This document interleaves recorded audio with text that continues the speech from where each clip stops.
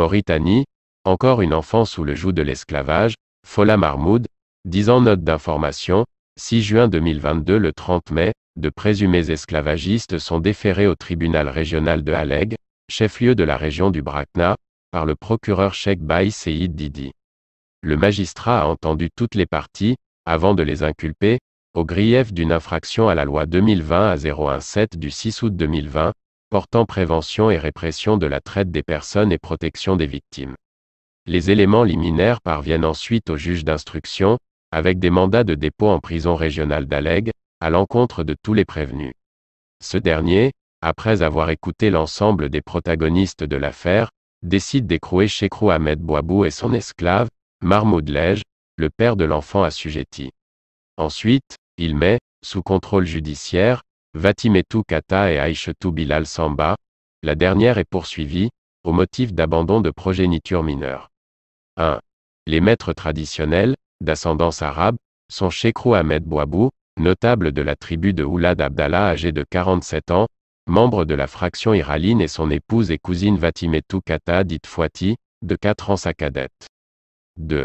Le camp des esclaves présumés, subsahariens de naissance, compte Mahmoud Lej 40 ans, Aïchetou Bilal Samba 35 ans et Fola Mahmoud, 10 ans.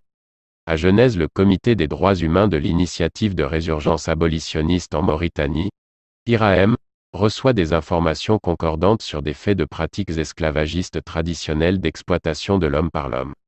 Dans la localité de Dar el-Barka, au Brakna, à environ 300 km de Nouakchott, la capitale. L'enquête de l'association conclut à la confirmation des faits allégués.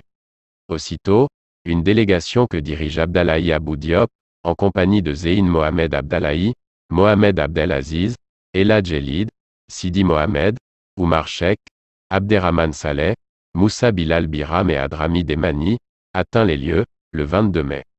Le lendemain, à 9 h du matin, ils arrivent au commissariat de police, en vue de déposer une plainte écrite, auprès du commissaire Kassem Maham Boubou. Dans un premier temps, la victime et le couple suspecté de pratiques illicites furent convoqués, avant d'isoler le père et la mère de la susdite.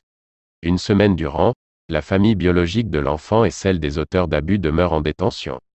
Le géniteur de la fille reconnaît l'avoir loué aux anciens maîtres.